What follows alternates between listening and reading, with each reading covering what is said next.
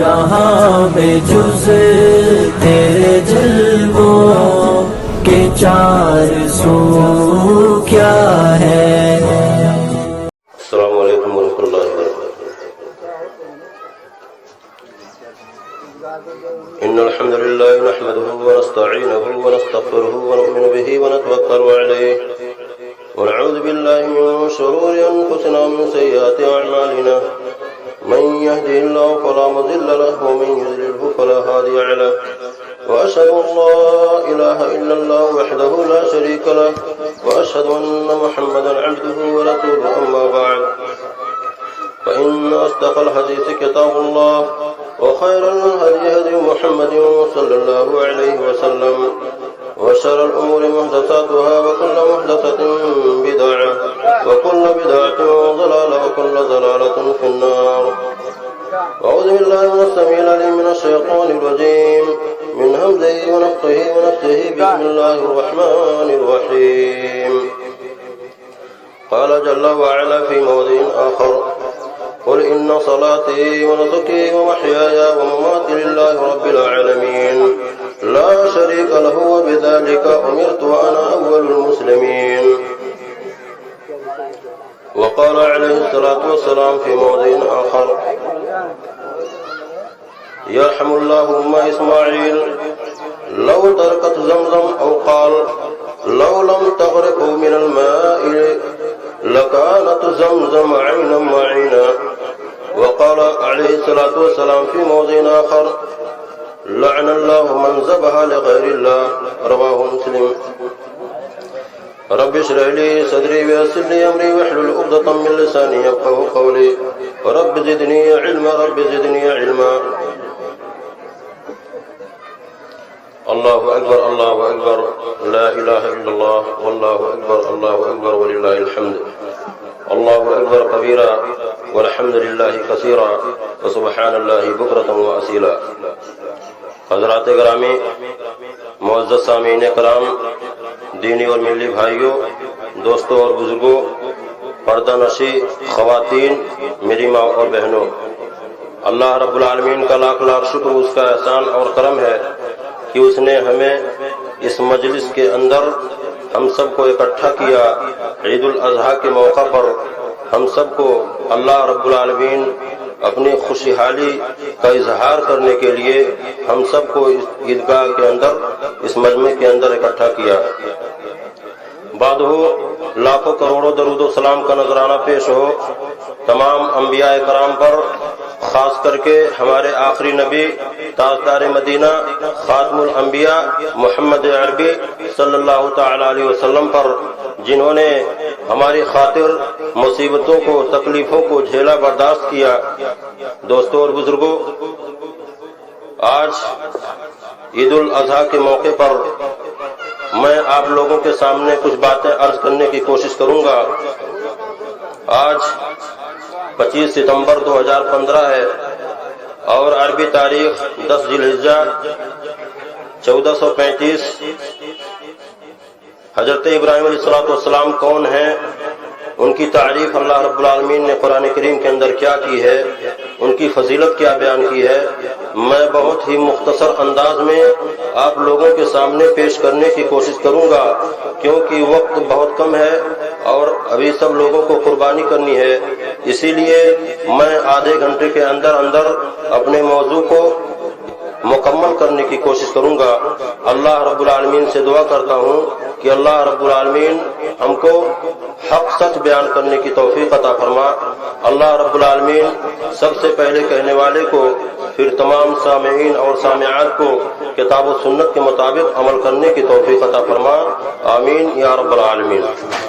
دوستوں اور بزرگوں، سب سے پہلے آئیے میں قرآن کی اس آیت کے اس ٹکڑے کو میں آپ لوگوں کے سامنے پیش کرنے کی کوشش کرتا ہوں، جس میں اللہ رب العالمین نے حضرت ابراہیم علیہ السلام کو اپنا دوست بنایا۔ یعنی جتنے بھی انبیاء دنیا کے اندر آئے، 1,24,000 کم و بیش انبیاء کرام اس دنیا کے اندر، اس دار فانی کے اندر مبعوث ہوئے، لیکن کسی کو یہ فضیلت نہیں بخشی گئی جو فضیلت حضرت ابراہیم علیہ السلام کو اللہ رب العالمین نے دی۔ اللہ رب العالمین نے قرآن کریم کے اندر ارشاد فرمایا، سورہ نساء آیت نمبر 25، اللہ رب العالمین نے کہا وَاتَّخَذَ اللَّهُ إِبْرَاهِيمَ خَلِيلًا، میں نے ابراہیم علیہ السلام کو اپنا دوست مان لیا، اپنا دوست چن لیا۔ یعنی یہ فضیلت، یہ اہمیت اللہ کے نبی صلی اللہ علیہ وسلم کو اللہ رب العالمین نے نہیں دی، اور حضرت ابراہیم علیہ السلام کو اللہ رب العالمین نے اپنا دوست مانا، اپنا دوست سمجھا۔ یعنی دنیا کے اندر جس طریقے سے انسان ایک دوسرے کا دوست ہوتا ہے، ہم ساتھی ہوتا ہے، ہم سفر ہوتا ہے، اسی طریقے سے اللہ رب العالمین نے حضرت ابراہیم علیہ السلام کو اپنا دوست مان لیا۔ یہ سب سے بڑی فضیلت اور اہمیت ہے حضرت ابراہیم کے بارے میں۔ اور دوسری چیز، ابراہیم علیہ السلام کے تعلق سے اللہ رب العالمین نے جتنی انبیاء کرام ابراہیم علیہ السلام کے بعد دنیا کے اندر بھیجے، سب آپ ہی کے نسل سے پیدا ہوئے۔ یعنی حضرت ابراہیم علیہ السلام ہی کے نسل سے تمام انبیاء کرام آپ کے بعد دنیا کے اندر آئے، سب حضرت ابراہیم علیہ السلام ہی کی نسل سے تھے۔ اور تیسری خاصیت اللہ رب العالمین نے ان کو کیا دی کہ جتنی کتابیں حضرت ابراہیم علیہ السلام کے بعد دنیا کے اندر اللہ رب العالمین نے نازل کی ہے، سب کے سب کتابیں ابراہیم علیہ السلام کے اولاد کے اوپر نازل ہوئی۔ یعنی ابراہیم علیہ السلام کے نسل، ابراہیم علیہ السلام کے خاندان، ابراہیم علیہ السلام کے اولادوں پر پوری کتابیں نازل ہوئی۔ یہ تیسری خاصیت ہے۔ اور چوتھی خاصیت، اللہ رب العالمین نے پورے قرآن کے اندر 69 بار حضرت ابراہیم علیہ السلام کا ذکر کیا ہے، 69 بار ذکر کیا ہے۔ یہ بہت بڑی فضیلت اور اہمیت حضرت ابراہیم علیہ السلام کو اللہ رب العالمین نے دی۔ اور اسی طریقے سے ابراہیم علیہ السلام کون تھے؟ یہودی تھے کہ نصرانی تھے کہ مسلمان تھے؟ اللہ رب العالمین قرآن کریم کے اندر ارشاد فرما رہا ہے، سورہ آل عمران آیت نمبر 67، اللہ رب العالمین نے کہا ما کان ابراہیم یہودی ولا نصرانیہ، یعنی حضرت ابراہیم علیہ السلام نہ یہودی تھے نہ نصرانی تھے، ولیکن کان حنیفا مسلما، لیکن وہ پرہیزگار متقی مسلمان تھے۔ آج کے مسلمانوں کی طرح نہیں کہ خالی نام کا مسلمان ہے، کام کا مسلمان نہیں ہے، دل کے اندر رہتا ہے کچھ اور لیکن زبان پر کچھ اور لاتے ہیں، اور دکھاوے کے لیے، اور وہ لوگ ظاہری طور پر ہوتے ہیں اور باطنی طور پر بالکل وہ کھوکھلے ہیں، مسلمان نام کا کوئی چیز ان کے اندر باقی نہیں ہے۔ ایسا مسلمان نہیں، ولیکن کان حنیفا مسلما، وہ ایک پکے سچے موحد مسلمان تھے۔ اللہ رب العالمین نے ان کو ایک پکا سچا موحد مسلمان بنایا تھا۔ وما کان من المشرکین، اور وہ مشرکوں میں سے نہیں تھے، وہ بت کے پوجنے والے نہیں تھے، بالکل وہ پکے سچے مسلمان تھے۔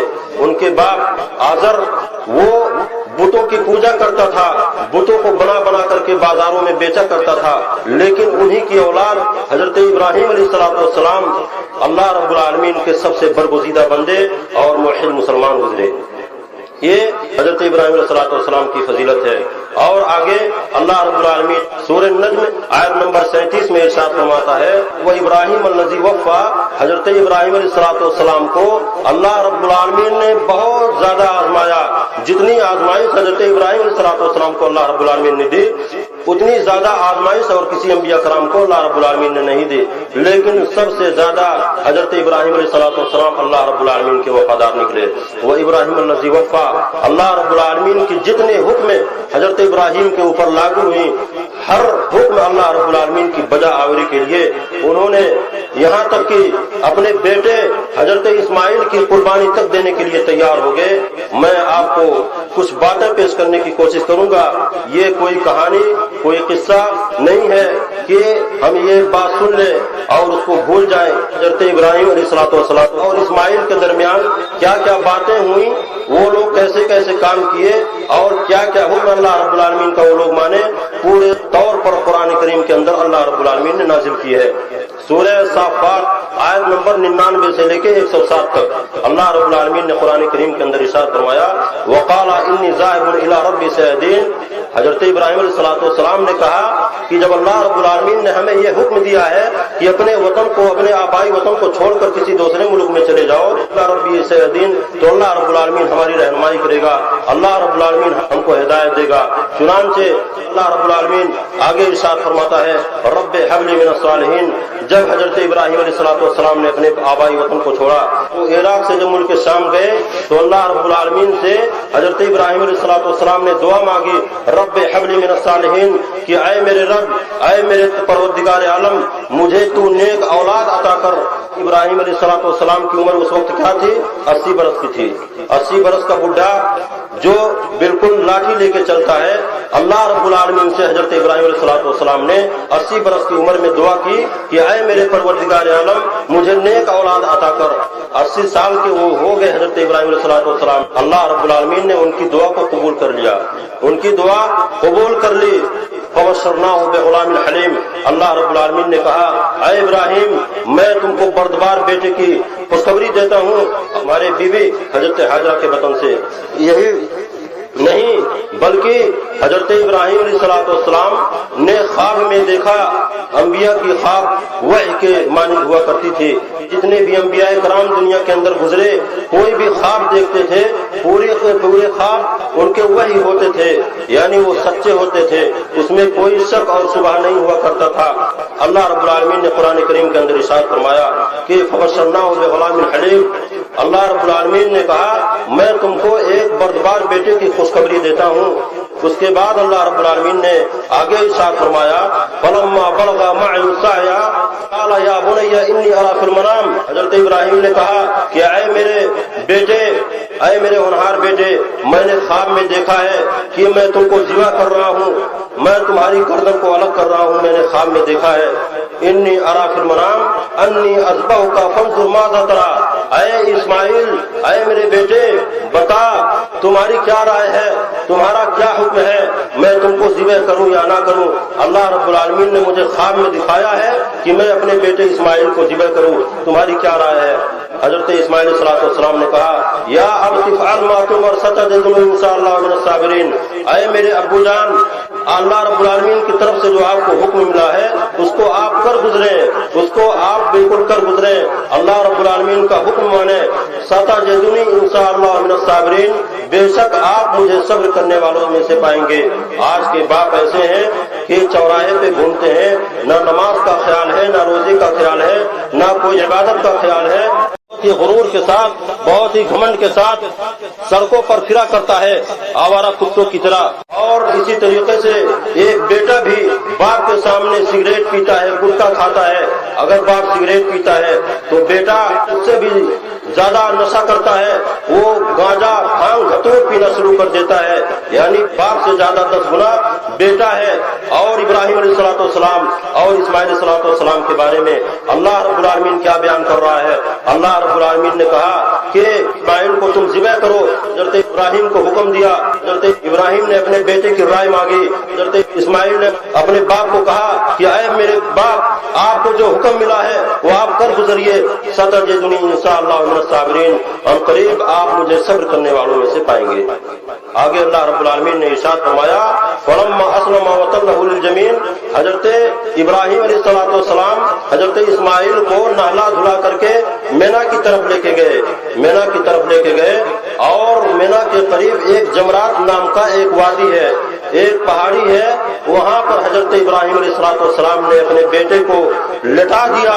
جس طریقے سے ایک مسلمان اپنے کھسی کو، اپنے بکرے کو زمین پر پیشانی کے بل لٹا دیتا ہے، اسی طریقے سے حضرت ابراہیم علیہ السلام نے اپنے بیٹے کو زمین کے بل لٹا دیا۔ فلما اسلم وتلہ للجبین، حضرت ابراہیم علیہ السلام نے اپنے بیٹے کو زمین پر لٹا دیا۔ ونادیناہ اے ابراہیم، اور اللہ رب العالمین نے جب یہ دیکھا کہ ایک 80 سال کا بڈھا اپنے جوان بیٹے کے گردن پر چھری رکھنے کے لیے جا رہا ہے، اللہ رب العالمین نے فوراً آسمان سے حکم دیا وَنَادَيْنَاهُ أَيَّا إِبْرَاهِيمُ، کہ اے ابراہیم رک جاؤ، اب اس سے آگے مت بڑھو۔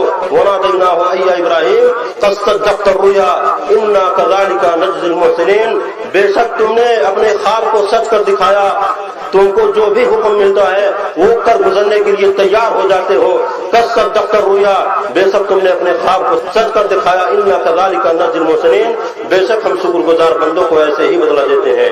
اللہ رب العالمین کا فرمان ہے کہ بے شک ہم شکر گزار بندوں کو ایسا ہی بدلہ دیتے ہیں، یعنی جو بھی میرے حکم کی تعمیل کرتا ہے، کوئی بھی بندہ، چاہے نبی ہو، چاہے ولی ہو، چاہے پیر بابا ہو، چاہے فقیر ہو، چاہے غریب سے غریب انسان ہو، امیر سے امیر انسان ہو، جو بھی اللہ رب العالمین کے حکم کی تکمیل کرتا ہے، اللہ رب العالمین اس کو خوشخبری دے رہا ہے، ان کذالک نجزی المحسنین، بے شک ہم شکر گزار بندوں کو ایسے ہی بدلہ دیتے ہیں۔